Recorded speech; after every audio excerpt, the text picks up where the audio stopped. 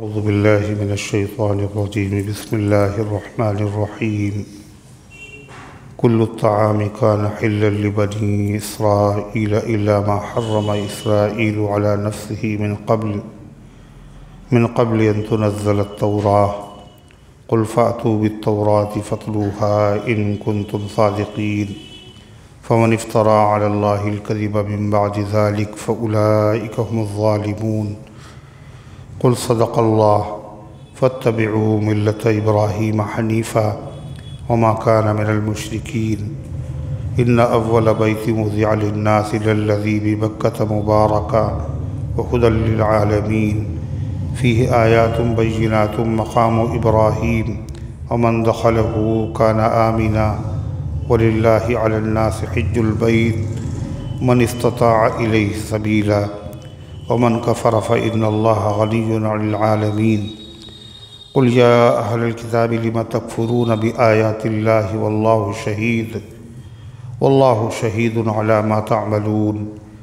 قل يا أهل الكتاب لم تصدون عن سبيل الله من آمن تبغونها عوجا وأنتم شهداء وما الله بغافل عما تعملون.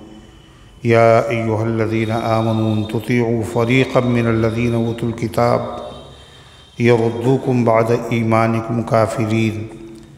وكيف تكفرون وأنتم تتلى عليكم آيات الله وفيكم رسوله ومن يعتصم بالله فقد هدي إلى صراط مستقيم. يا أيها الذين آمنوا اتقوا الله حق تقاته ولا تموتن إلا وأنتم مسلمون. واعتصموا بحبل الله جميعا ولا تفرقوا. فاذكروا نعمة الله عليكم إذ كنتم أعداء فألف بين قلوبكم فأصبحتم بنعمته إخوانا وكنتم على شفا حفرة من النار فأنقذكم منها. كذلك يبين الله لكم آياته لعلكم تهتدون. صدق اللہ العظیم. محترم حضرات، سامعین کرام، حاضرین مسجد، عزیزوں اور بزرگوں، یہ قرآن مقدس کے چوتھے پارے کی سورہ آل عمران کی پاکیزہ، نورانی، مبارک، باعظمت، مطہر آیتیں ہیں.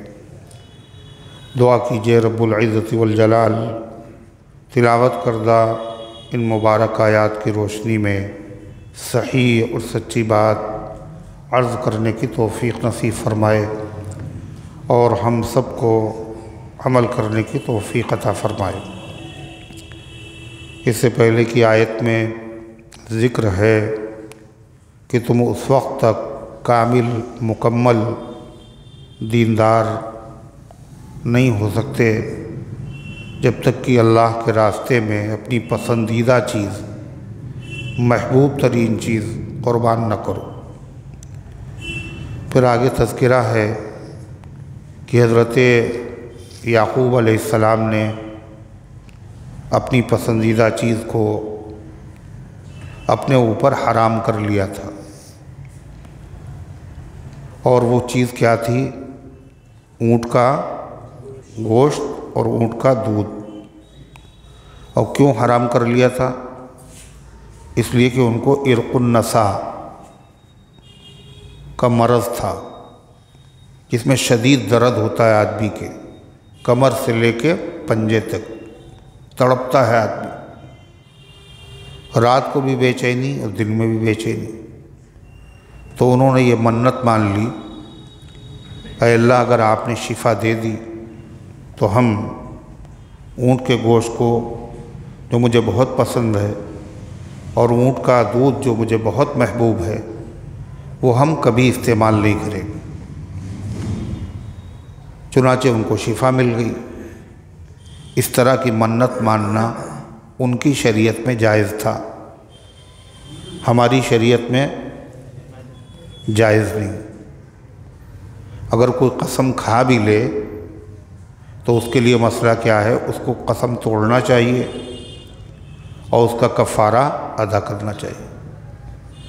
نبی کریم صلی اللہ علیہ وسلم نے شہد کے بارے میں قسم کھائی تھی کہ ہم اسے کبھی نہیں استعمال کریں گے۔ تو اللہ تعالیٰ نے قرآن کی آیت نازل فرمائی اور فرمایا یا ایھا النبی لما تحرم ما احل اللہ لک، اے نبی جس چیز کو اللہ نے آپ کے لیے حلال کیا آپ کیوں حرام کر رہے ہیں؟ پھر فرمایا آپ پر فرض ہے کہ آپ اپنی قسم کو توڑیں۔ آپ نے قسم توڑی، کفارہ ادا کیا۔ اس کا تذکرہ یہاں کیوں ہے کہ بنی اسرائیل میں جو یہودی تھے وہ مسلمانوں سے حسد کرتے تھے اور جھوٹی باتیں بیان کرتے تھے۔ وہ کہتے تھے کہ تم لوگ کہتے ہو ہم ابراہیم علیہ السلام کی ملت پر ہیں، ان کے طریقے پر ہیں، حالانکہ جو چیزیں ابراہیم علیہ السلام پر حرام تھیں تم لوگ شوق سے کھاتے ہو، تو تم ابراہیم علیہ السلام کے ماننے والے کہاں سے ہو گئے؟ یعنی اونٹ کا گوشت اور اونٹ کا دودھ ابراہیم علیہ السلام نہیں کھاتے تھے اور تم لوگ کھاتے ہو، حالانکہ یہ بات غلط تھی۔ اونٹ کا گوشت اور دودھ کس نے اپنے اوپر حرام کیا تھا؟ یعقوب علیہ السلام۔ اور یعقوب علیہ السلام تو ابراہیم علیہ السلام کے پوتے ہیں، ان کے بیٹے اسحاق علیہ السلام، ان کے بیٹے یعقوب علیہ السلام۔ تو ابراہیم علیہ السلام پہ یہ چیزیں کہاں حرام تھیں؟ اللہ تعالیٰ نے ان کی غلط بیانی کا تذکرہ قرآن کی ان آیتوں میں کیا اور فرمایا کل الطعام کان حلا لبنی اسرائیل، تمام کھانے کی چیزیں جو اس شریعت میں حلال ہیں یہ سب کی سب حلال تھیں بنی اسرائیل کے لیے بھی۔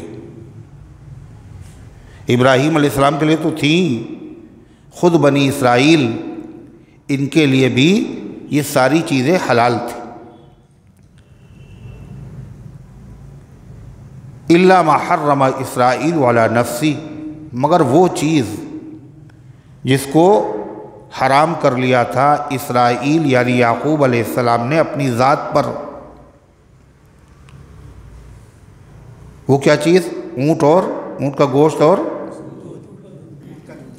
یعقوب علیہ السلام نے اسے حرام کیا تھا اور بعد میں ان کی اتباع میں ان کی اولاد نے بھی اس کو حرام سمجھا۔ اللہ فرماتا ہے یہ کب حرام کیا تھا؟ من قبل ان تنزل التوراۃ، توریت کے نازل ہونے سے پہلے۔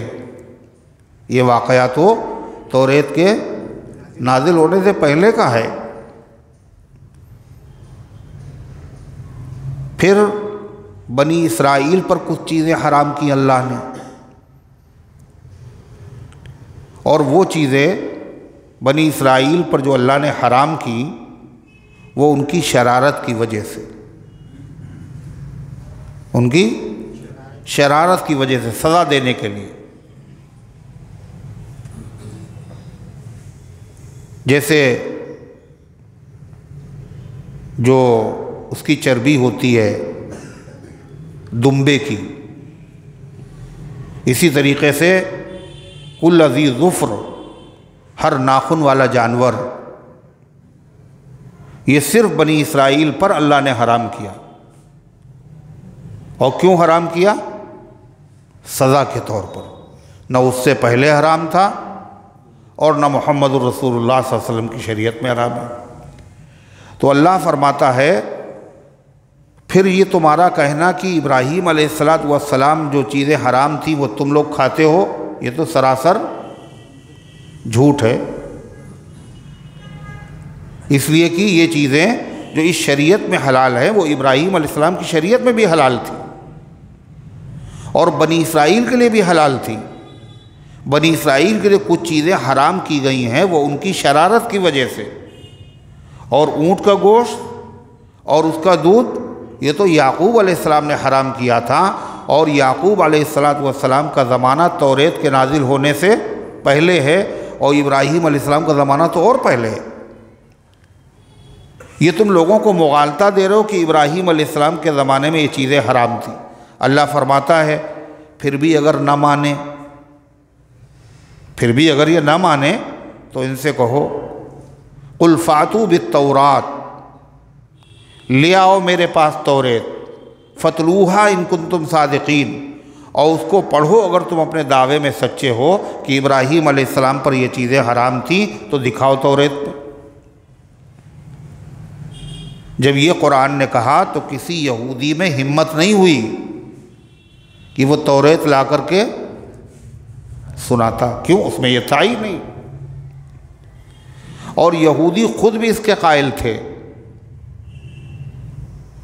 یہودی خود بھی قائل تھے کہ اونٹ کا گوشت اور جو ہے وہ دودھ اسرائیل علیہ السلام نے، یعقوب علیہ السلام نے حرام کیا تھا،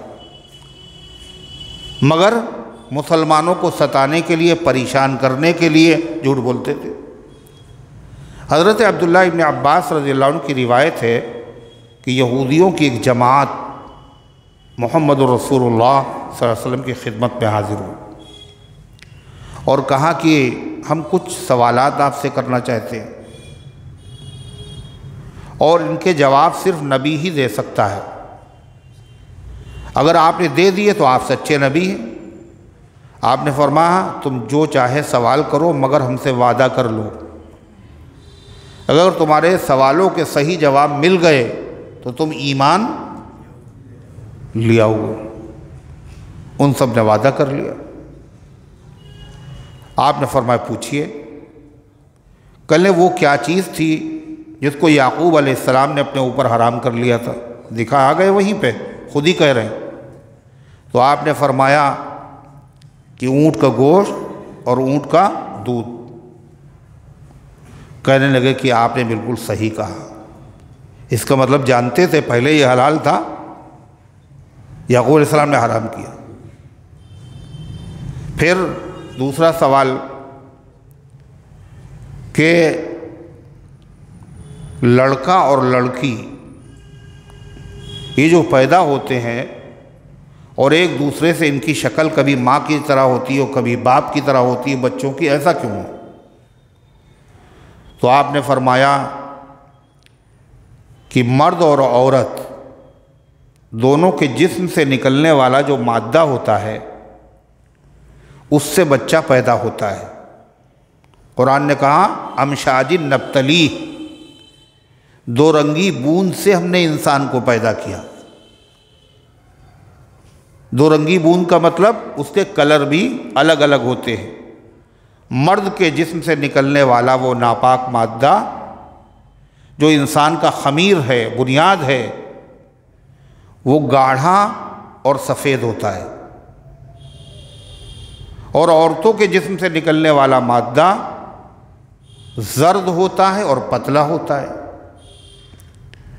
پھر فرمایا آپ نے اگر مرد کا مادہ عورت کے مادے پر غالب آ جاتا ہے تو لڑکا پیدا ہوتا ہے اور وہ باپ کے مشابہ ہوتا ہے، باپ کے خاندان کے مشابہ ہوتا ہے۔ ضروری نہیں کہ باپ ہی کے مشابہ ہو، کسی کے بھی مشابہ ہو سکتا ہے۔ اور اگر عورت کا مادہ غالب آ جائے تو بچہ ننیحال پہ پڑتا ہے اور لڑکی ہوتی ہے۔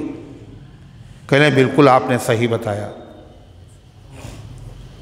دو سوال ہو گئے۔ کہا اچھا یہ بتائیے کہ نبی سوتا کیسے ہے؟ آپ نے فرمایا آنکھیں سوتی ہیں، دل نہیں سوتا۔ کہنے یہ بھی صحیح بتایا۔ کہا اچھا ایک سوال کا جواب آپ اور دے دیجئے، اس کے بعد پھر معاملہ طے ہو جائے۔ کہ یہ بتائیے آپ کے پاس جو وحی لے کر کے فرشتہ آتا ہے وہ کون سا ہے؟ تو آپ نے فرمایا میرے پاس اور مجھ سے پہلے جتنے نبی آئے ہیں ہر ایک نبی کے پاس جو فرشتہ وحی لے کر کے آتا تھا وہ حضرت جبریل ہے۔ کہنے یہیں سے ہمارا اور آپ کا راستہ الگ الگ ہو گیا۔ کیوں الگ الگ ہو گیا؟ کہ اس لیے کہ جبریل تو ہمارے دشمن ہیں، وہ اللہ کے حکم لے کے آتے تھے اور بڑے سخت حکم لے کر کے آتے تھے۔ کیا سخت حکم؟ اگر گناہ ہو گیا ایسے معاف نہیں ہوگا بلکہ قتل کرنا پڑے گا، اگر نجاست لگ گئی تو دھلنے سے کپڑا پاک نہیں ہوگا، اسے کاٹنا پڑے گا۔ سخت حکم لے کر کے جبریل آتے تھے، اگر میکائیل آتے تو ہم کلمہ پڑھ لیتے۔ اس سے کیا پتہ چلا؟ کھل گئی بات کہ عناد ہے، ہٹ دھرمی ہے، جانتے سب تھے۔ اسی لیے قرآن نے کہا ان سے کہو توریت لاؤ، جس کتاب پر تمہیں ایمان کا دعویٰ ہے وہ کتاب لاؤ، پڑھ کے دکھاؤ، اس میں کہاں لکھا ہے کہ یہ کھانا ابراہیم علیہ السلام کے لیے حرام تھا؟ پھر قرآن نے کہا فَمَنِ افْتَرَىٰ عَلَى اللَّهِ الْكَذِبَ مِن بَعْدِ ذَلِكَ، جو اللہ پر جھوٹ گڑھے اس کے بعد، جب حق بات ظاہر ہو گئی کہ یہ ابراہیم علیہ السلام پر حرام نہیں تھا اور پھر بھی کہے جائے کہ حرام تھا، اس کا مطلب یہ وہ اللہ پر جھوٹ بول رہا ہے۔ فَمَنِ افْتَرَىٰ عَلَى اللَّهِ الْكَذِبَ، جو اللہ پر جھوٹی بات تہمت لگائے اس کے بعد، فَأُولَٰئِكَ هُمُ الظَّالِمُونَ، ایسے لوگ بے انصاف ظالم ہیں، ہٹ درم ہیں۔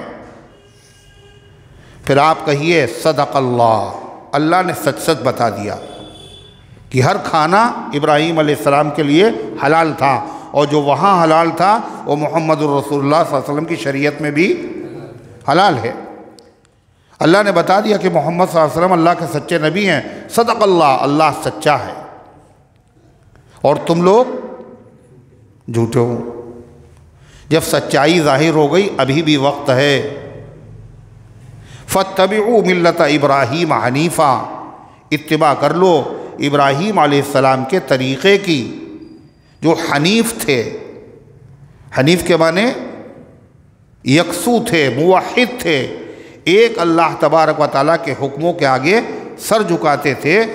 اور وہ ملت ابراہیم کیا ہے؟ وہ وہی ہے جو ملت ہے محمد الرسول اللہ صلی اللہ علیہ وسلم کی، یعنی اسلام قبول کر لو۔ جب حق واضح ہو گیا تو پھر اتباع کر لو ملت ابراہیمی کی، یعنی اسلام قبول کر لو۔ ملت ابراہیمی میں خاص بات کیا تھی؟ توحید کا سبق تھا۔ توحید کرنے والی ذات اللہ کی ہے، اللہ کے علاوہ کوئی عبادت کے لائق نہیں۔ اور تم لوگ کیا کرتے ہو؟ عزیر کو اللہ کا بیٹا کہتے ہو، حضرت عیسیٰ کو خدا کہتے ہو، یہ توحید کہاں ہوئی؟ یہ ملت ابراہیمی نہیں ہے۔ فرما وما کان من المشرکین، اور حضرت ابراہیم علیہ السلام مشرک نہیں تھے اور تم مشرک ہو۔ تم کس بیس پہ دعویٰ کر رہے ہو کہ ہم ابراہیم علیہ السلام کے ماننے والے؟ پھر یہودیوں نے یہ بھی کہا مسلمانوں سے، ہماری شریعت تمہاری شریعت سے افضل، اور ہمارا قبلہ تمہارے قبلے سے افضل ہے۔ ہمارا قبلہ ہے بیت المقدس اور تمہارا قبلہ ہے کعبۃ اللہ، بیت اللہ، ہمارا قبلہ تمہارے قبلے سے افضل۔ دوسری بات کیا کہی؟ تم کہتے ہو میں ابراہیم علیہ السلام کے ماننے والے ہیں، ان کی ملت پر ہیں، حالانکہ ابراہیم علیہ السلام کا قبلہ بیت اللہ نہیں بیت المقدس تھا۔ یہودیوں نے کہا، ورغلایا، غیر پڑھے لکھے لوگوں کو مس گائیڈ کرنے کی کوشش کی۔ کہا کہ ابراہیم علیہ السلام یہ تو طے ہے، ان کا اصلی وطن کہاں تھا؟ بھول گئے، کئی بار بتا چکے، عراق۔ کہاں تھا؟ عراق۔ وہاں سے ہجرت کر کے ملک شام آئے اور وہیں رہے، وہیں ان کا انتقال ہوا، وہیں انہوں نے مسجد اقصیٰ بنائی، وہیں ان کی اولاد رہی، اور جتنے ان کی اولاد میں انبیاء ہوئے ان سب کا قبلہ بیت المقدس ہی تھا۔ اور تم ایک اکیلے ہو، کہتے ہو ہم ابراہیم علیہ السلام کے ماننے والے ہیں، اور اس کے بعد قبلہ کس کو بنائے ہوئے ہو؟ کس کو بنائے ہوئے ہو؟ خانہ کعبہ کو۔ کیسے ابراہیم علیہ السلام کے ماننے والے ہو؟ تو قرآن نے اس کا جواب دیا، یہ بھی جھوٹ ہے۔ پہلا قبلہ بیت المقدس نہیں ہے، پہلا قبلہ بیت اللہ ہے، اور بیت اللہ کی تعمیر بھی ابراہیم علیہ السلام نے کی، اور بیت المقدس کی تعمیر بھی کس نے؟ ابراہیم علیہ السلام نے کی۔ پہلے بیت اللہ بنایا، پھر بیت المقدس بنایا۔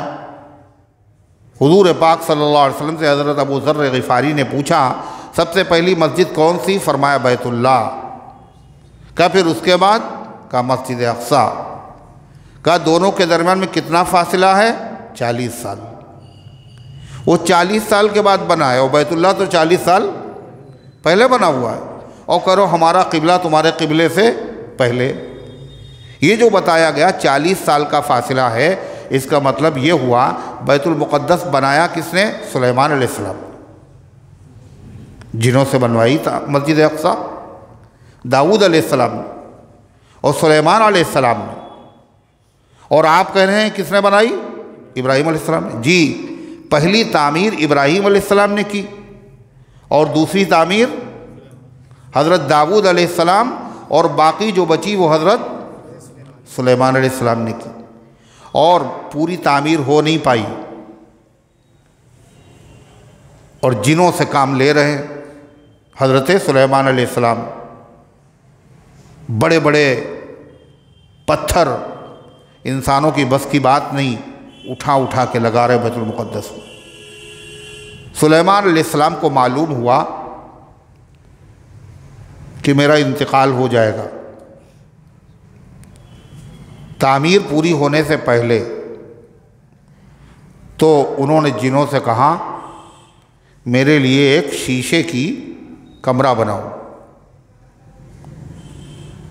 اور اس شیشے کے کمرے میں کوئی راستہ نہیں، اس میں حضرت سلیمان علیہ السلام عبادت کے لیے بیٹھ گئے، ایک چھڑی لگائے ہوئے اپنی گردن کے نیچے اور بیٹھے ہوئے۔ اسی حالت میں ان کی روح قبض ہو گئی، انتقال ہو گیا، ملک الموت آ گئے، اور جن سمجھ رہے ہیں کہ حضرت سلیمان علیہ السلام دیکھ رہے ہیں، وہ کام میں لگے ہوئے۔ جب پورا بیت المقدس بن گیا تو اس چھڑی کو، لکڑی کو دیمک نے کھا لیا، اور اس کے اوپر جب اندر سے کھوکھلی ہو گئی، وزن پڑا تو گری ٹوٹ کے، حضرت سلیمان علیہ السلام بھی گر پڑے۔ تو جنوں کو بڑی حیرت ہوئی کہ اگر پہلے سے معلوم ہوتا تو اتنی مشقت ہم کیوں برداشت کرتے؟ کاش کہ ہمیں غیب کا علم ہوتا۔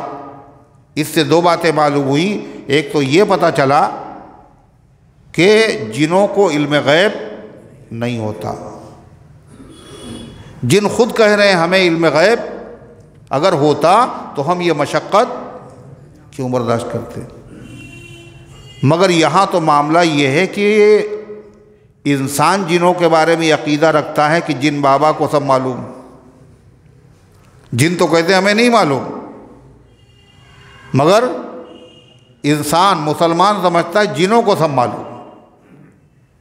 جنوں کو اللہ نے قدرت دی ہے، تھوڑی دیر میں بہت دور تک چلے جاتے ہیں اور وہاں سے واپس آ جاتے ہیں، اس طرح کچھ باتیں ان کو معلوم ہو جاتی اور وہ بتاتے ہیں، تو لوگ یہ سمجھتے ہیں کہ وہ علم غیب جانتے ہیں۔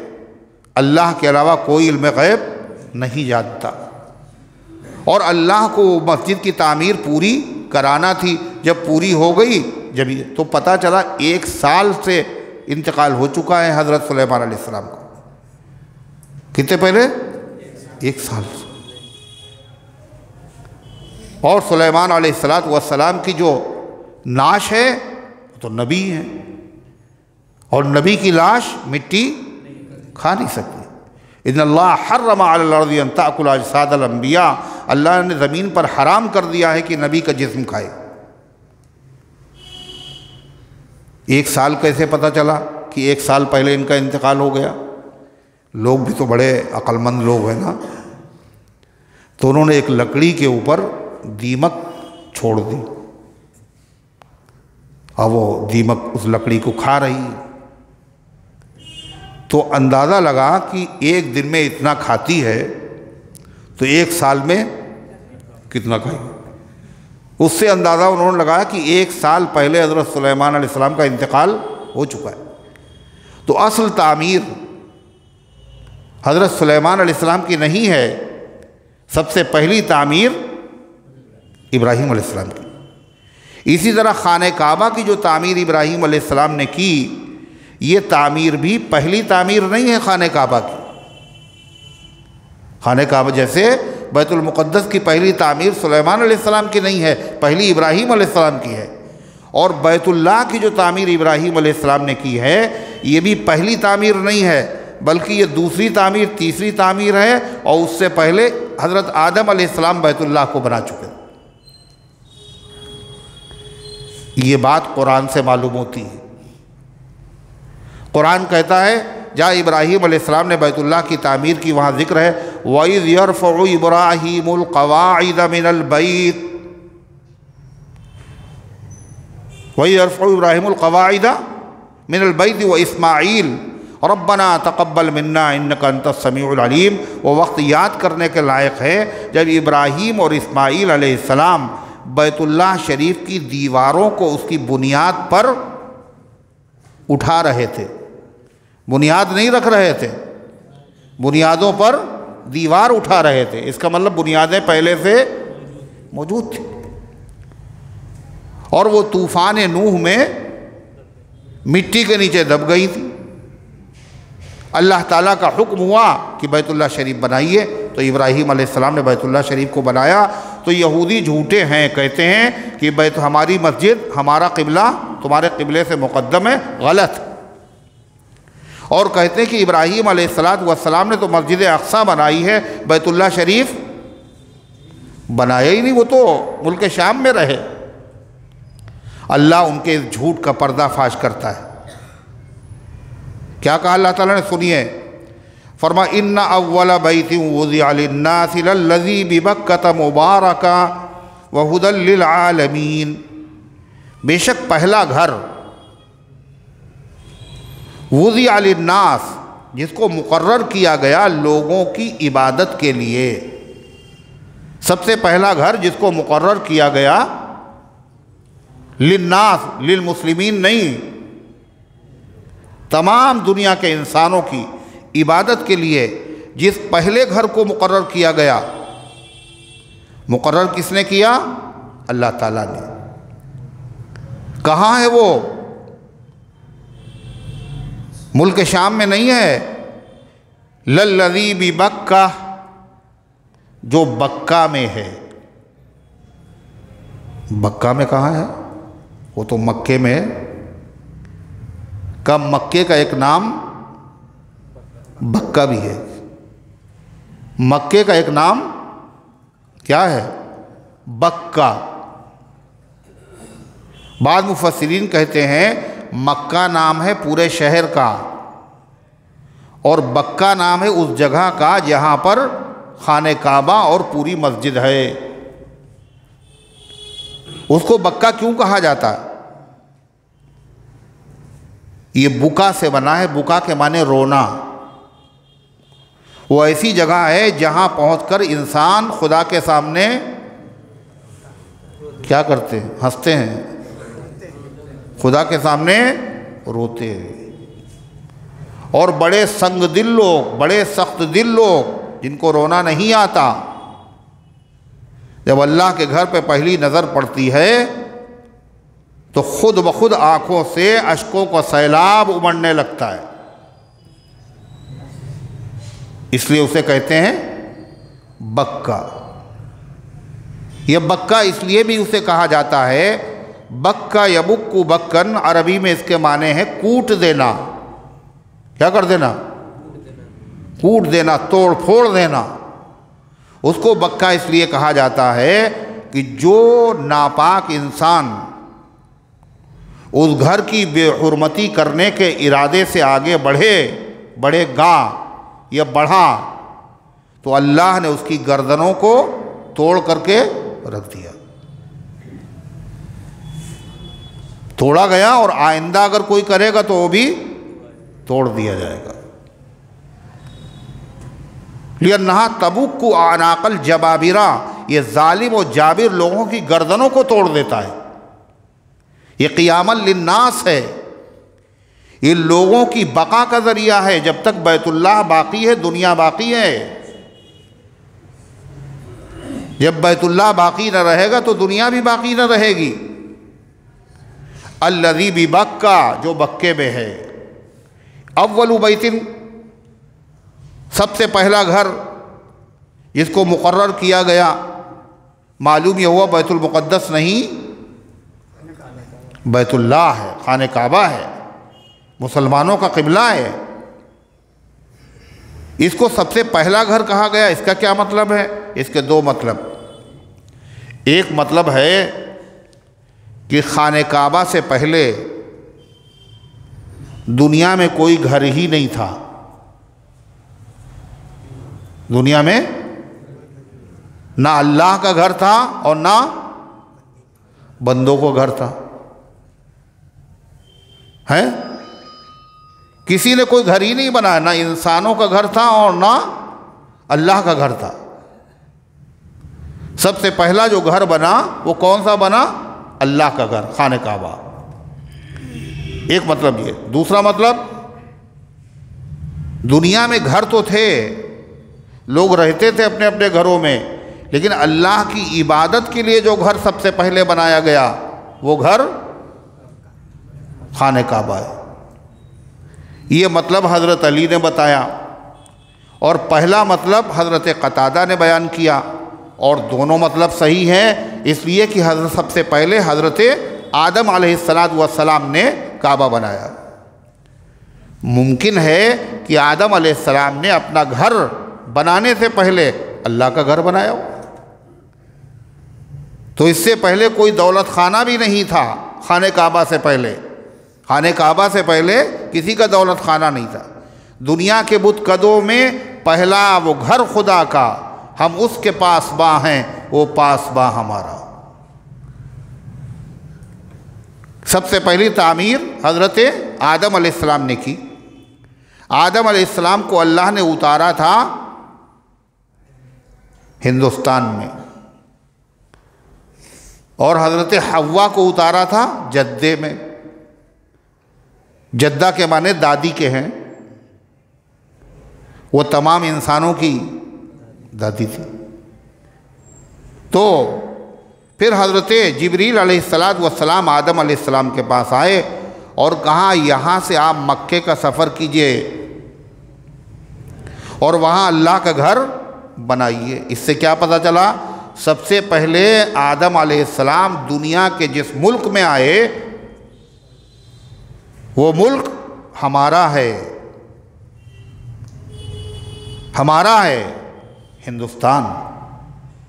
اس کو یہ شرف حاصل ہے کہ سب سے پہلا انسان اور سب سے پہلا نبی جس سرزمین پر آیا وہ دنیا کی زمین کوئی نہیں ہے، وہ ہے ہندوستان. اور اس سے یہ بھی پتہ چلا کہ تم لوگ کسی اور ملک میں چلے جاؤ، تم پاکستان چلے جاؤ اور یہ تو ہمارا ہے. جی نہیں، ہمارے باپ، تمام انسانوں کے باپ حضرت آدم علیہ السلام یہیں آئے تھے، ہمارے باپ کا گھر ہے. اس لیے کہ آدم علیہ السلام کیا تھے؟ کیا تھے وہ؟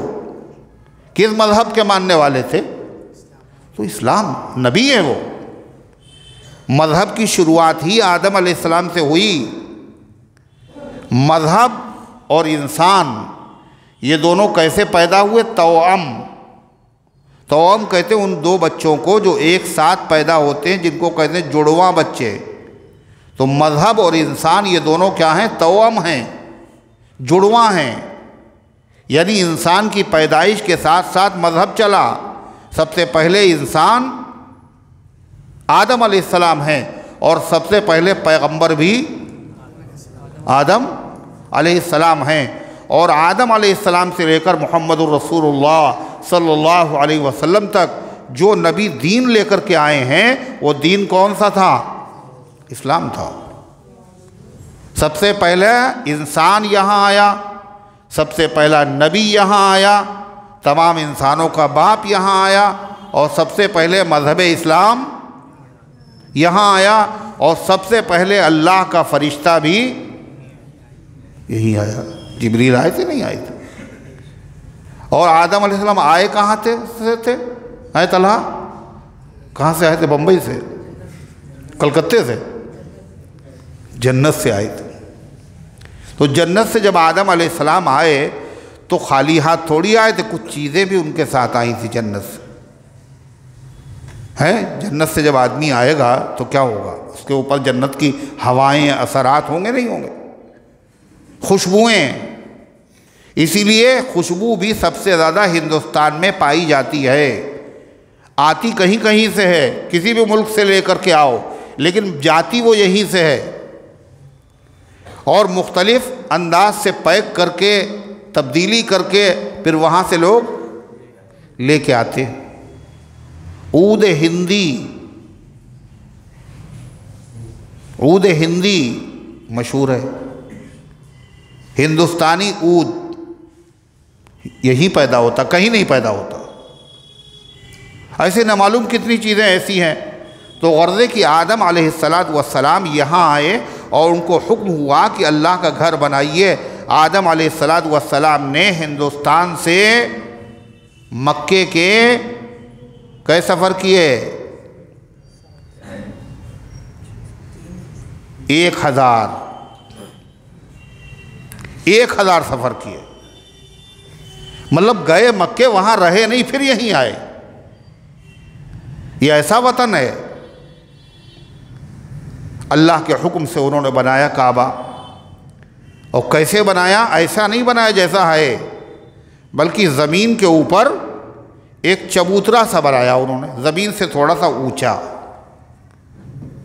اور فرشتوں نے ان کو بتایا اس کے ارد گرد طواف کیجئے، اس کا حج کیجئے. تو آدم علیہ السلام نے بنایا. اور اول بیت اس لیے بھی کہا جا سکتا ہے خانہ کعبہ کو کہ دنیا میں کوئی گھر اس سے پہلے نہیں تھا. دنیا میں زمین بھی نہیں تھی. زمین جب بنی تو سب سے پہلا حصہ جو زمین کا ابھرا وہ کیا ہے؟ خانہ کعبہ ہے. کعب کے معنی ہے ابھری ہوئی چیز. قرآن میں ہے وَأَرْجُلَكُمْ إِلَى الْكَعْبَيْنِ إِذَا قُمْتُمْ إِلَى الصَّلَاةِ فَاغْسِلُوا وُجُوهَكُمْ وَأَيْدِيَكُمْ وَامْسَحُوا بِرُؤُوسِكُمْ وَأَيْدِيَكُمْ إِلَى الْمَرَافِقِ وَامْسَحُوا بِرُؤُوسِكُمْ وَأَرْجُلَكُمْ إِلَى الْكَعْبَيْنِ. یہ وضو کی آیت ہے، آئے گی 6 پارے میں. اے ایمان والو، جو تم نماز کے لیے کھڑے ہوا کرو، فَاغْسِلُوا وُجُوهَكُمْ تو اپنا منہ دھویا کرو، وَأَيْدِيَكُمْ اور اپنے ہاتھ دھویا کرو. کہاں تک؟ إِلَى الْمَرَافِقِ کوہنیوں تک. وَامْسَحُوا بِرُؤُوسِكُمْ اپنے سروں کو مسح کیا کرو. وَأَرْجُلَكُمْ إِلَى الْكَعْبَيْنِ اور اپنے پیر دھویا کرو. کہاں تک؟ کعبین ٹخنوں تک. پیر کے جو گٹے ہیں یہاں تک دھویا کرو. وضو میں فرض کتنے ہیں؟ 4. چاروں فرض قرآن کی اس آیت میں ہے. باقی جو وضو میں ہے، پہلے کہاں ہاتھ دھوئے جاتے ہیں؟ پہلے منہ کہاں دھویا جاتا؟ پہلے تو ہاتھ دھوئے جاتے ہیں گٹوں تک. کا یہ سنت ہے. کلی کی جاتی، یہ سنت ہے. ناک میں پانی ڈالا جاتا ہے، سنت ہے. چہرہ دھویا جاتا ہے، یہ فرض ہے. اس آیت میں وضو کے فرائض کا ذکر ہے، سنتوں کا ذکر نہیں ہے. کیا دھو؟ چہرہ. پھر کیا بتایا؟ کیا دھو؟ اپنے ہاتھ. دوسرا فرض ہاتھ دھو. کہاں تک دھو؟ یہ بھی بتا دیا، کونیوں تک. پھر سر کا مسح کرو. جیسے قرآن میں لکھا ہوا ہے ایسے فرض بھی ہیں. پہلے چہرہ دھونا، پھر ہاتھ دھونا، پھر مسح کرنا. اور آخر میں کیا کہا گیا؟ وَأَرْجُلَكُمْ إِلَى الْكَعْبَيْنِ اور اپنے پیروں کو دھو گٹوں تک. پیروں کا ذکر کہاں ہے؟ سب سے شروع میں، سب سے آخر میں ہے. سمجھ لیجئے. کیا سمجھ لیجئے؟ کہ آخری فرض پیروں کا دھونا ہے. مگر ایک قوم ایسی ہے جو پہلے پیر ہی دھوتی ہے. ہے نا؟ وضو میں ہاتھ دھوئے میں نے، تو نے پیر اپنے، وضو میں ہاتھ دھوئے پہلے میں نے، تو نے پیر اپنے، نئی ترتیب اوندھا سلسلہ تیرا ہے یا میرا؟ قرآن کے مطابق ترتیب ہمارے وہاں ہے یا تمہارے وہاں ہے؟ اسی سے اندازہ ہوتا ہے۔ تو غرضے کی قرآن کی اس آیت میں کیا بتایا گیا؟ پیر دھو، اور یہ بھی بتایا گیا کہاں تک دھو۔ پیر کہاں تک بولا جاتا ہے؟ اگر کوئی حد نہ بتائی جائے تو گٹے تک نہیں، آدمی گھٹنے تک دھوئے پھر، مگر حد بھی بتا دی کہاں تک؟ کعبین۔ کعب کہتے ہیں گٹے کو، اور گٹا جو ہوتا ہے آدمی کے پیر کا وہ کیسا ہوتا ہے؟ ابھرا ہوا ہوتا ہے، پست ہوتا ہے، ابھرا ہوا ہوتا ہے۔ ہر اونچی چیز کو، ابھری ہوئی چیز کو کعب کہتے ہیں۔ کعبے کو کعبہ اس لیے کہا جاتا ہے، جب اللہ نے زمین کو بچھایا تو زمین میں سب سے پہلا حصہ جو ابھرا وہ وہی ہے جس کو کہا جاتا ہے کعبہ۔ اور وہ کہاں ہے؟ دنیا کے مرکز میں، سنٹر میں، بالکل مرکزی شہر ام القریٰ۔ دنیا کو ہر طرف سے اگر ناپا جائے تو کعبہ کہاں ہے؟ بالکل بیچو بیچ میں۔ کیوں؟ یہاں سب سے بڑے پیغمبر کو آنا، ہر پیغمبر کو اللہ نے شہر میں بھیجا، کسی پیغمبر کو دیہات میں نہیں بھیجا۔ سب سے بڑے پیغمبر کو اللہ نے سب سے بڑے شہر میں بھیجا، اور وہ شہر کیا؟ ام القریٰ۔ اس کا نام بکہ بھی ہے، اس کا نام مکہ بھی ہے، اس کا نام ارض اللہ بھی ہے، اور اس کا نام بلد اللہ بھی ہے، اور اس کا نام بلد امین بھی ہے، اور اس کا نام بلد حرام بھی ہے۔ اس شہر کا ام القریٰ، وہاں بھیجا اللہ تعالیٰ۔ تو پہلے کس نے بنایا؟ آدم علیہ السلام نے۔ پھر آدم علیہ السلام کے بعد طوفان نوح جب آیا تو مٹی میں چھپ گیا وہ۔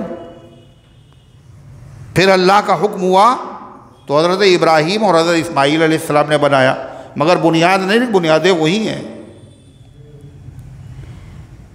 ابراہیم علیہ السلام کے بعد جب اس میں کوئی حادثہ پیش آیا اور اس کی وجہ سے وہ عمارت منہدم ہوئی تو قبیلے بنو جرہم نے بنایا۔ یہ قبیلہ وہی ہے جو حضرت ہاجرہ کو دیکھ کر وہاں پانی ہے، ایک عورت ہے، ایک بچہ ہے، پانی کی تلاش میں لوگ نکلے اور اجازت لے کے وہیں ٹھہر گئے تھے۔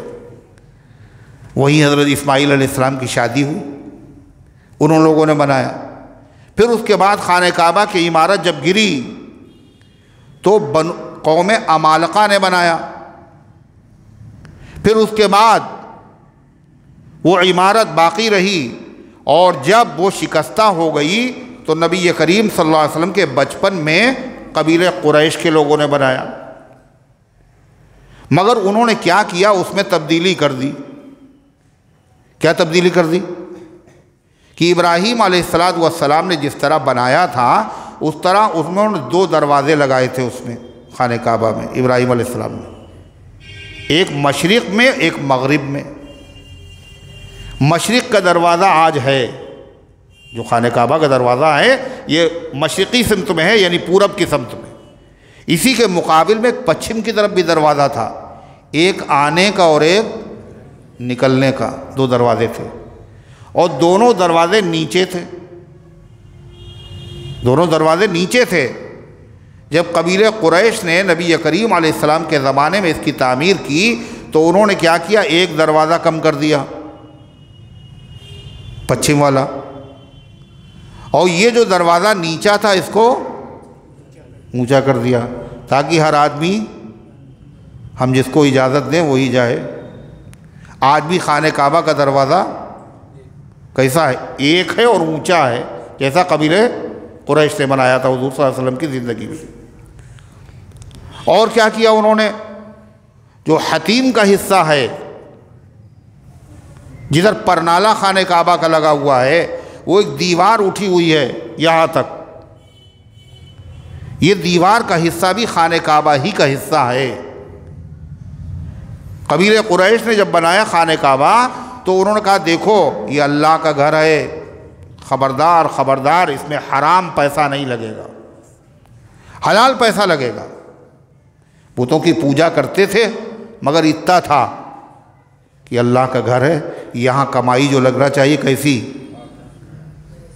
اور ہم لوگ کیا سوچتے ہیں کہ یہ سود کا پیسہ ہے، یہ مسجد کے بیت الخلا اس سے بنوا دیا جائیں، بھئی یہی سب سے پہلے آتا ہے۔ اس لیے مسلمان اتنا کمزور، پوری مسجد تو بنا سکتا ہے مگر بیت الخلا نہیں بنا پائے گا، اس لیے سود کا پیسہ اس میں لگا دیں۔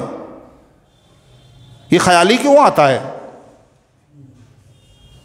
اتنے گئے گزرے ہیں مسلمان، وہاں کیا سوچ ہے کہ اللہ کے گھر میں پیسہ پاک ہی لگے گا۔ اب پاک پیسے سے اتنا ہی بن پایا جتنا کعبہ ہے،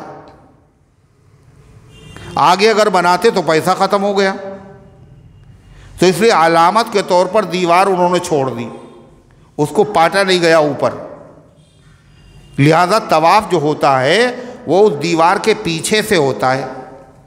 اگر کوئی اندر سے طواف کرے گا تو اس کا طواف نہیں ہوگا۔ خانہ کعبہ کے پورے خانہ کعبہ کے ارد گرد چکر لگانے کا نام طواف ہے، اور تم بیچ میں سے داخل ہو گئے۔ اس میں 2 کھڑکیاں لگی ہوئی ہیں، اندر جانے کا سسٹم ہے، ادھر سے بھی ادھر سے بھی، اور وہاں لوگ جاتے بھی ہیں اور وہاں نمازیں بھی پڑھتے ہیں۔ الحمدللہ ہم نے بھی وہاں نماز پڑھی، جس نے اس میں نماز پڑھی اس نے خانہ کعبہ کے اندر نماز پڑھی۔ سمجھ لیجیے آپ، ہر آدمی کو خانہ کعبہ کے اندر داخلے کی اجازت نہیں ملتی، نصیب ہی نہیں ہوتا۔ جب اس کی دھلائی ہوتی ہے، غسل دیا جاتا ہے، تو کب دیا جاتا ہے پتہ ہے؟ 9 ذی الحجہ کو، جب سارے حاجی کہاں ہوتے ہیں؟ میدان عرفات پہ۔ تھوڑے سے لوگ ہیں، سیکورٹی بھی ہے، زینہ بھی ہے، لیکن پھر بھی اگر کوئی وہاں اتفاق سے موجود ہو اور اگر وہ جانا چاہے تو کوئی اس کو روک نہیں سکتا۔ لیکن یہ سعادت ہر ایک کو کہاں ملے گی؟ اولاً تو وہاں جانا ہی ہر ایک کو نصیب نہیں، اگر پہنچ بھی گئے تو خانہ کعبہ کے اندر جانا یہ کہاں نصیب ہے؟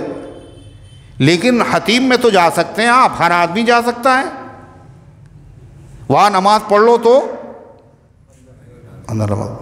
حضرت عائشہ صدیقہ رضی اللہ عنہا نے ایک مرتبہ کہا نبی پاک صلی اللہ علیہ وسلم سے، میں نے منت مانی تھی اگر آپ فلاں غزوے سے اگر سلامتی سے واپس آ جائیں گے تو ہم جو ہے خانہ کعبہ کے اندر نماز پڑھیں گے۔ آپ نے فرمایا عائشہ تم یہاں نماز پڑھ لو۔ کہاں؟ حتیم میں، اور تمہاری نماز، تمہاری منت پوری ہوگی۔ تو غرضے کی پھر کیا ہوا؟ حضور پاک صلی اللہ علیہ وسلم نے فرمایا میرا جی چاہتا تھا عائشہ، تمہاری قوم نئی مسلمان ہوئی ہے، میرا جی چاہتا تھا کہ ہم خانہ کعبہ کو ویسے ہی بنا دیں جیسا ابراہیم علیہ السلام نے بنایا تھا، یعنی 2 دروازے لگا دیں اور دروازے کو نیچا کر دیں اور حتیم کو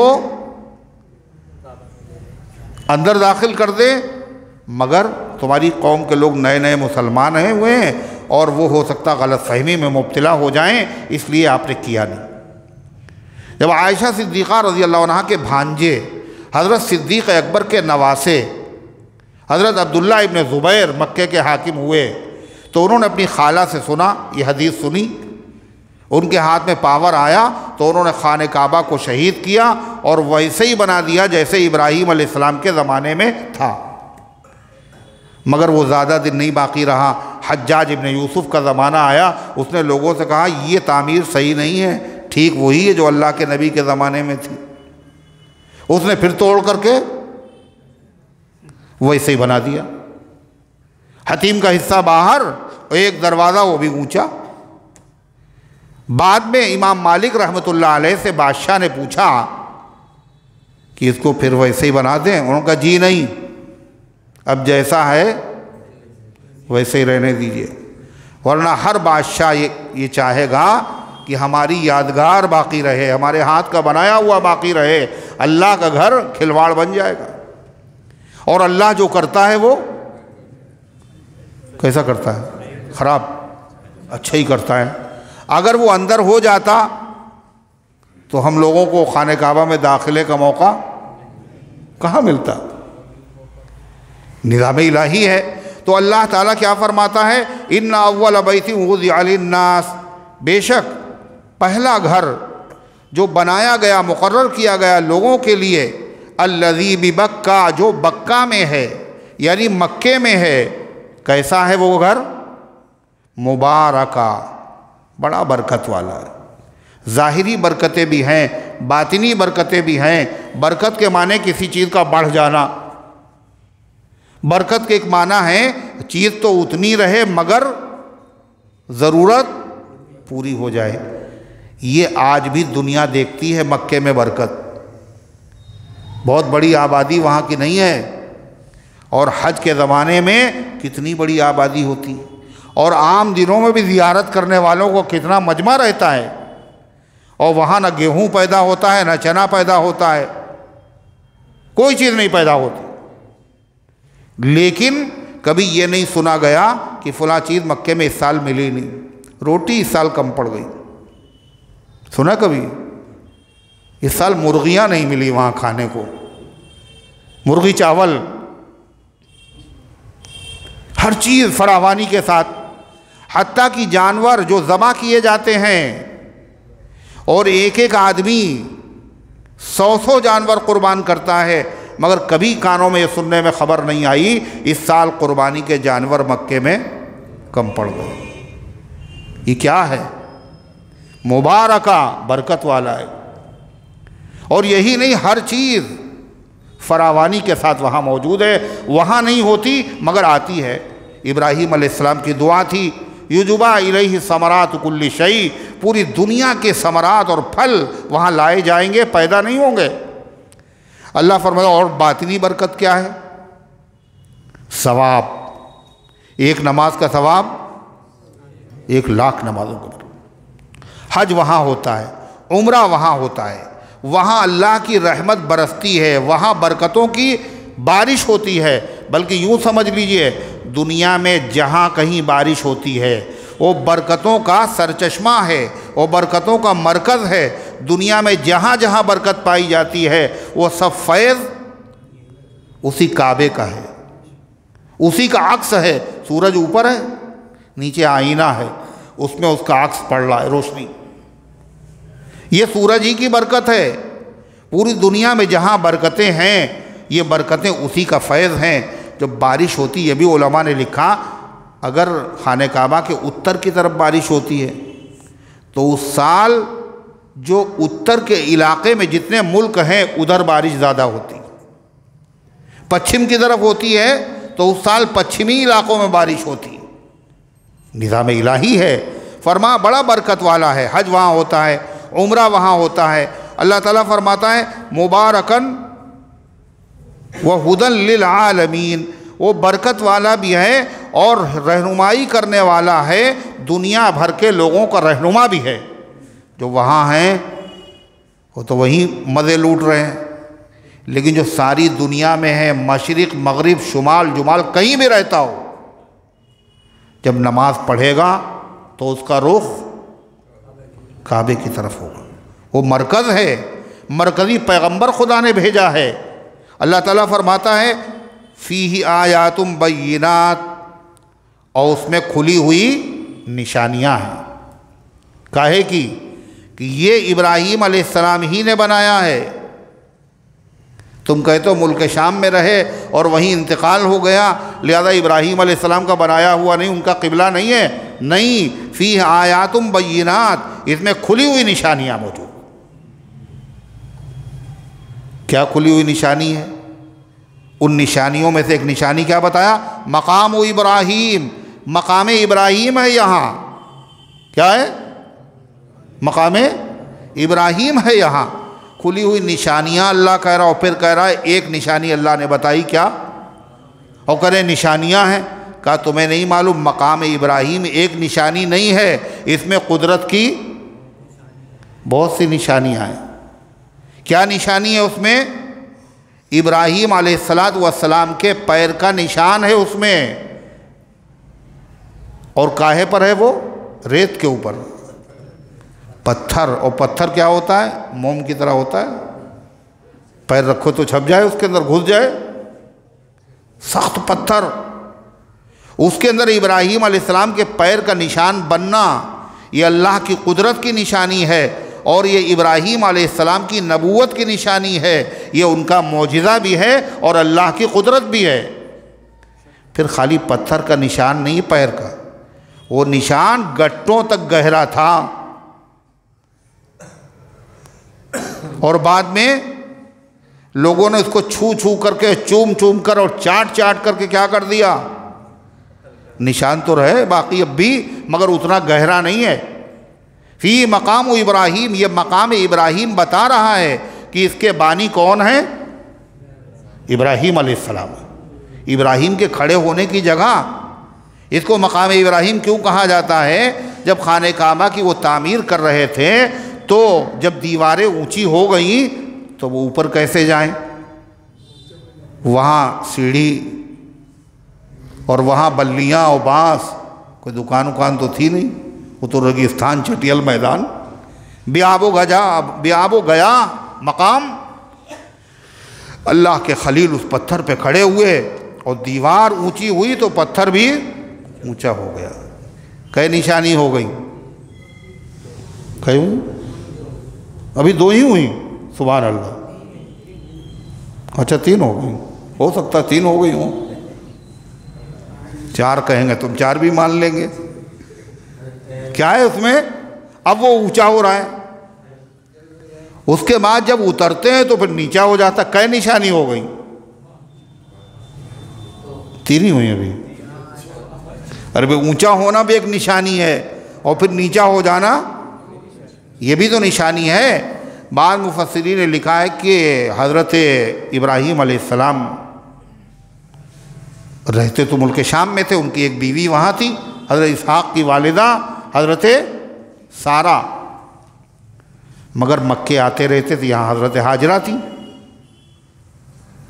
تو جب وہ آئے گھوڑے پہ سوار ہیں تو ان کی بہو نے کہا کہ گرد و غبار سے آپ آئیں سفر سے، لائیے آپ کا سر دھلا دیں، اتریے نیچے۔ وہ اترے نہیں تو انہوں نے پتھر لا کے رکھا، اس پتھر پہ انہوں نے پیر رکھا اور ایک سائیڈ جھکا دی، انہوں نے دھو دیا۔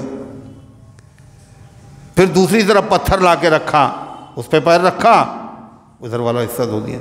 یہ پتھر وہی مقام ابراہیم ہے، اور یہ دنیا کا پتھر نہیں ہے، یہ جنت کا پتھر ہے۔ جیسے حجر اسود جنت کا پتھر ہے، مقام ابراہیم بھی جنت کا پتھر ہے۔ فیہ آیات بینات، یہ مقام ابراہیم کے کھڑے ہونے کی جگہ، اور یہ پتھر بتا رہا ہے کہ ابراہیم علیہ السلام یہاں آئے ہیں اور بار بار آئے ہیں، اور یہ بھی انہی نے بنایا ہے، اور وہ معمار تھے، اور مزدور کون تھا؟ حضرت اسماعیل علیہ السلام۔ معمار بھی نرالا اور مزدور بھی نرالا، اور جس گھر کی تعمیر ہو رہی ہے وہ گھر بھی سب سے نرالا، اور اس کے تعمیر کا انداز بھی نرالا، اور جس کا گھر ہے وہ بھی نرالا، اور اس کی مزدوری دینے کا انداز بھی نرالا ہے۔ ہر چیز تو نرالی ہے۔ اللہ فرماتا ہے وَمَن دَخَلَهُ كَانَ آمِنًا، اور اس میں کیا نشانی ہے؟ جو اس گھر میں داخل ہو جائے گا وہ امن والا ہے۔ زمانے جاہلیت میں بھی باپ کا قاتل بھی اگر حرم میں ملتا تھا تو آدمی اس کو ٹچ نہیں کرتا تھا۔ حضرت فاروق اعظم کہتے میں اپنے باپ کے قاتل کو بھی اگر دیکھ لوں حرم کے اندر میں اسے کچھ نہیں کہوں گا، حتیٰ کہ کوئی جرم کر کے اگر حرم میں چھپ جائے اور وہ مستحق ہے قتل کا، حرم میں نہیں قتل کریں گے، اس کو مجبور کیا جائے گا کہ وہ باہر نکلے پھر اسے قتل کیا جائے۔ یہ امن کی جگہ ہے۔ کیوں ہے امن کی جگہ؟ ابراہیم علیہ السلام نے دعا مانگی تھی، رب اجعل ھذا البلد آمنا، اے اللہ اس شہر کو امن والا بنا دے۔ اللہ نے کیسا امن والا بنایا ہے کہ وہاں ہر طرف مار دھاڑ ہو رہی مگر وہاں امن۔ فرمایا جو اس میں داخل ہو جائے وہ امن والا، یہ بھی ہے کہ جو وہاں مر جائے وہ اللہ کے عذاب سے، جہنم سے مامون ہو گیا، محفوظ ہو گیا۔ جو وہاں پہنچ گیا اللہ تعالیٰ اسے جہنم سے، عذاب سے امن عطا فرمائے گا، اس لیے کہ وہ کیسے وہاں سے واپس ہوتا ہے؟ جیسے ماں کے پیٹ سے پیدا ہوا۔ وہاں کے کانٹوں کو بھی امن ہے، وہاں کے درخت بھی نہیں کاٹے جائیں گے، یہ امن ہے۔ نبی کریم صلی اللہ علیہ وسلم نے فرمایا صرف میرے لیے تھوڑی دیر کے لیے خانہ کعبہ کو، حرم کو حلال کیا گیا، اس کے بعد قیامت تک کے لیے اللہ نے حرام کر دیا ہے۔ اب یہاں کی چیزیں قابل احترام ہیں، یہاں شکار بھی نہیں کھیلا جائے گا۔ اور کیا نشانی ہے؟ کبوتر بہت ہے وہاں، بہت کبوتر اڑتے ہیں، طواف بھی کرتے ہیں، مگر خانہ کعبہ کی چھت کے اوپر سے نہیں گزرتے۔ کیوں؟ یہ بھی قدرت کی نشانی ہے۔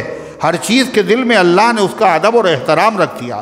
اللہ تعالیٰ فرماتا ہے وَلِلَّهِ عَلَى النَّاسِ حِجُّ الْبَيْتِ مَنِ اسْتَطَاعَ إِلَيْهِ سَبِيلًا، اور لوگوں کے اور اللہ کے لیے لوگوں پر لازم ہے بیت اللہ کا حج کرنا۔ مسلمانوں کے لیے نہیں کہا، لوگوں کے لیے۔ کیوں؟ یہ گھر کس کا ہے؟ اللہ کا ہے، اور اللہ رب العالمین ہے، لہذا سب کے اوپر حج فرض ہے۔ حضرت ابراہیم علیہ السلام نے اعلان کیا تھا یا ایھا الناس، اے لوگو۔ حضور پاک صلی اللہ علیہ وسلم نے فرمایا تھا اے لوگو تمہارے اوپر اللہ نے حج فرض کر دیا، مگر یہ فرض ادا کون کر رہا ہے؟ مسلمان۔ یہودی اور عیسائی نہیں کر رہے، اور کہتے ہیں ہم ابراہیم علیہ السلام کے ماننے والے ہیں۔ اللہ فرماتا ہے من استطاع الیہ سبیلا، اس گھر میں اللہ کی خاص تجلی ہے جو کسی اور جگہ نہیں ہے۔ بیت اللہ اس عمارت کا نام نہیں ہے، لوگ کہیں مسلمان بھی عمارت کو سجدہ کر رہے ہیں، نہیں، ایک نورانی فضا ہے عرش سے زمین تک۔ اگر خانہ کعبہ کی عمارت نہ رہے، جب بھی مسلمان رخ کر کے اسی کی طرف نماز پڑھے گا، خانہ کعبہ سامنے ہو یا نہ ہو۔ اگر آدمی جہاز کے اوپر نماز پڑھے تو کعبہ کہاں ہے؟ نیچے ہے، لیکن رخ کدھر کرے گا؟ کعبے کی طرف۔ اگر آدمی سمندر کی گہرائی میں نماز پڑھے تو کعبہ تو سامنے نہیں ہے، مگر رخ کدھر کرے گا؟ کعبے کی طرف۔ کیوں؟ اس عمارت کا نام کعبہ توڑی ہے، اس فضا کا نام، اس نورانی تجلی کا نام ہے جو آسمان سے زمین تک آ رہی ہے، اور اللہ کا عشق ہر ایمان والے کے دل میں ہے۔ اللہ فرماتا ہے سچے عاشق ہو تو زندگی میں ایک مرتبہ یہاں آؤ، اور اگر نہیں آئے تو دھکے کھاتے پھر رہو دنیا میں، ہم سے کوئی مطلب نہیں ہے۔ یہی مطلب ہے اس حدیث کا کہ اللہ نے جس کو نوازا ہو، یعنی وہاں پہنچ سکتا ہو، اور اس کے بعد اگر وہ نہ آئے تو چاہے یہودی ہو کے مرے، چاہے عیسائی ہو کے مر جائے۔ اللہ فرماتا ہے لوگوں کے، اللہ کے لیے لوگوں پر بیت اللہ کا حج کرنا فرض ہے۔ من استطاع الیہ سبیلا، جو وہاں آنے کی استطاعت رکھتا ہو۔ استطاعت کا مطلب کیا ہے؟ وہاں پہنچ سکتا ہو، اتنا پیسہ ہو، ضرورت سے زائد، ضرورت سے زائد، ضرورت سے زائد ہو۔ تو آدمی کے پاس اگر قارون کا خزانہ بھی ہو تو کیا کہے گا؟ یہ ضرورت سے زائد نہیں ہے۔ ضرورت کا مطلب سمجھے؟ گھر پہ فاقہ نہ ہو، گھر پہ کھانا پینا چل جائے، یہ ہے ضرورت۔ یہ ضرورت نہیں ہے ایک بلڈنگ بھی ہو۔ ضرورت سے زائد اتنا پیسہ ہو کہ جب تک حج سے واپس آئے گھر والوں کا خرچ چل جائے، وہاں تک پہنچنے کا پیسہ، وہاں سے واپس آنے کا پیسہ، آنکھ سلامت ہو، ہاتھ پیر سلامت ہو، بیمار نہ ہو۔ اس لیے جب وہ یہی نہیں چل سکتا ہے تو اس پر کیسے فرض ہوگا حج؟ اگر خاتون ہے تو ان تمام شرطوں کے ساتھ ساتھ اس کے ساتھ کوئی محرم ہو تو حج فرض ہوگا۔ محرم حج کرنے جا رہا ہے وہ بھی ساتھ میں چلی گئی، یا پھر وہ عورت اپنا بھی پیسہ دے اور اپنے محرم کا بھی پیسہ دے تو حج فرض ہوگا، ورنہ پھر اس کے لیے جانے کی اجازت فرض نہیں ہے اس کے اوپر حج۔ تو اللہ تعالیٰ نے فرمایا وَمَنْ كَفَرَ فَإِنَّ اللَّهَ غَنِيٌّ عَنِ الْعَالَمِينَ، اور جو کفر کرے، کفر کرنے کا مطلب جو کہے حج فرض نہیں ہے وہ کافر ہو گیا۔ زبان سے کہہ دیا تو فرض۔ کفر دو طرح کا ہوتا ہے، ایک ہوتا ہے اعتقادی اور ایک ہوتا ہے عملی۔ اعتقادی کا مطلب یہ سمجھے کہ حج فرض نہیں ہے وہ کافر ہے۔ عملی کا مطلب سمجھتا ہے حج فرض ہے اور پیسہ بھی ہے اور جا سکتا ہے مگر پھر جا نہیں رہا، اس کا مطلب اس نے کفر کیا اپنے عمل سے، یعنی یہ فرض گویا کہ سمجھ ہی نہیں رہا ہے۔ تو ایسا آدمی کافر تو نہیں ہوگا، لیکن ایمان پر اس کا خاتمہ ہو کوئی ضروری نہیں ہے۔ اللہ اس سے ناراض بہت، نبی اس سے ناراض بہت۔ اللہ کی ناراضگی کیسے پتہ چل رہی؟ اللہ کیا کہہ رہا ہے؟ وَمَنْ كَفَرَ، اور جو کفر کرے، جو ناشکری کرے، فَإِنَّ اللَّهَ غَنِيٌّ عَنِ الْعَالَمِينَ، تو اللہ تعالیٰ پوری دنیا سے بے نیاز ہے۔ تم کیا ہو، تمہاری اوقات کیا ہے، تمہاری حج کو اس کی کیا حاجت ہوتی؟ اللہ کو تو پورے عالم کی کوئی حاجت نہیں ہے، سب سے بے نیاز۔ تمہارا ہی فائدہ تھا وہاں جانے میں، تم نہیں گئے تو دھکے کھاؤ پھر۔ یہی مطلب ہے، چاہے یہودی ہو کے مرے چاہے عیسائی ہو کے مرے۔ اللہ تبارک و تعالیٰ یہ سعادت ہم سب کو عطا فرمائے اور بار بار عطا فرمائے۔ اللہ ان گزارشات کو قبول فرمائے، عمل کرنے کی توفیق عطا فرمائے۔ کچھ ہے؟ جلدی لاؤ۔